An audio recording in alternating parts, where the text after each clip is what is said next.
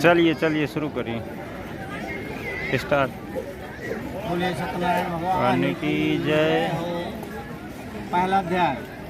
एक समय नौमी शारंती समय 88,000 ऋषियों ने श्री सूर्य जी से पूछा, हे प्रभु, इस कलयुग में वे विद्या रहित मनुष्यों को प्रभु भक्ति किस प्रकार मिलेगी तथा उनका उद्धार कैसे होगा। इसलिए हे मुनि श्रेष्ठ, कोई ऐसा तप कहिए जिससे थोड़े समय में फल प्राप्त हुए तथा मनवांछित फल मिले। वह कथा सुनने की हमारी इच्छा है। सब शास्त्र ज्ञाता श्री सूर्य जी बोले, हे वैष्णव, मैं पूज्य, आप सबने प्राणियों के हित की बात पूछी है। अब मैं उस श्रेष्ठ व्रत को आप लोगों से कहूँगा जिस व्रत को नारद जी ने लक्ष्मी नारायण से पूछा था और लक्ष्मीपति ने मुनि श्रेष्ठ नारद से कहा था। तो ध्यान से सुनो। एक समय योगी राज नारद जी दूसरों के हित की इच्छा से अनेक लोकों में घूमते हुए मृत्युलोक में आ पहुँचे। यहाँ अनेक योनियों में जन्मे हुए प्रायः सभी मनुष्यों को अपने कर्मों के द्वारा अनेकों दुखों से पीड़ित देखकर पूछा, किसी यत्न के करने से निश्चय ही प्राणियों के दुखों का नाश हो सकेगा। ऐसा मन में सोचकर विष्णु लोक को गए। वहाँ श्वेत वर्ण और 4 भुजाओं वाले देवों के ही नारायण को देखकर, जिनके हाथों में शंख चक्र गदा और पद्म थे तथा वरमाला पहने हुए थे, स्तुति करने लगे।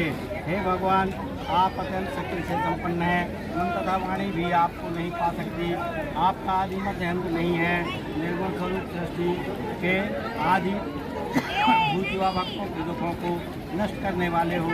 आपको मेरा नमस्कार है। नारद जी से इस प्रकार की स्तुति सुनकर विष्णु भगवान बोले, हे मुनि श्रेष्ठ, आपके मन में क्या है? आपका किस काम के लिए आगमन हुआ है? संकोच कहो। तब नारद मुनि बोले, मृत्युलोक में सब मनुष्य जो अनेक योनियों में पैदा हुए हैं, अपने अपने कर्मों के द्वारा अनेक प्रकार के दुखों से दुखी हो रहे हैं। हे नाथ, मुझ पर दया रखते हो तो बताइए कि उन मनुष्यों के सब दुख थोड़े से ही तत्व से कैसे दूर हो सकते हैं। श्री भगवान जी बोले, हे नारद, मनुष्यों की भलाई के लिए तुमने बहुत अच्छी बात पूछी है। जिस काम के करने से मनुष्य मोह से छूट जाता है वह मैं कहता हूँ सुनो। बहुत पुण्य देने वाला स्वर्ग तथा मृत्युलोक में दोनों में एक दुर्लभ उत्तम व्रत है। आज मैं प्रेम वश होकर तुमसे कहता हूँ, सत्यनारायण का यह व्रत अच्छी तरह विधि पूर्वक करके मनुष्य आयु पर्यंत यहाँ भोग कर मरने पर मोक्ष को प्राप्त होता है। श्री भगवान के वचन सुनकर नारद मुनि बोले कि उस व्रत का क्या फल है, क्या विधान है और किसने यह